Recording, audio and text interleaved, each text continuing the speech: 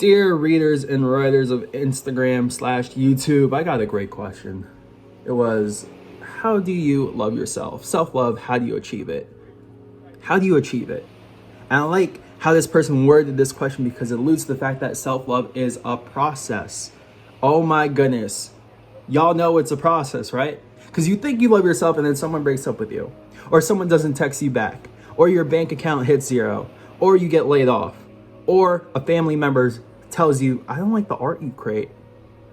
Uh-oh. And then this part of you gets exposed. And you realize, wow, I don't really love myself. But the fact is, you have to keep in mind that it is a process. So how do you start this process of loving yourself? First, let's talk about self-love. What does it mean to have self-love? Okay, well, let's break it down. Love. Everyone's favorite word, the universal language. Know what I'm saying? If there's love, there's a relationship. You gotta have a relationship with yourself. What does that look like? You having a relationship with yourself, what does that look like? You tell me. What do you like to do? You don't know? You don't know what you like to do. You like to work out? You like to party? Do you like to write? Whatever you like to do, spend more time doing that. Ask yourself, yo, self, what do you want to do right now? Let me take care of you. You see, we spend so much time pining after people and chasing after people. But the more we're engaged with other people, we can't be vacant and engaged with ourselves. Ooh, that was a mouthful. Let me repeat. When we are engaged with other people, chasing after them, we are not engaged within ourselves. And the problem over time is if we don't develop this relationship with ourselves, we'll keep looking outside of ourselves, and guess what? Everything we seek will crumble because it's not built, it's not stabilized on the foundation of self-love. So how do you love yourself? Like I said, build a relationship with yourself.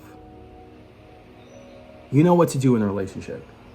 You know what the other person likes to eat. You know that they like certain types of movies. You know that they like red wine over white wine. You know that they like to take a walk in the park. Where do you like to go walking? Where do you like to go hiking? Where do you like to go to eat? Take yourself there. Have a relationship with yourself. This relationship is built off of two things: consistency and trust. You gotta love yourself consistently. Because like I said, moments and events and catastrophes and crises will hit you where you're just like, oh my goodness, I don't love myself. Consistency. And then trust. If there's no trust, there's no love. There's no trust, there's no love. You gotta build confidence within yourself, man.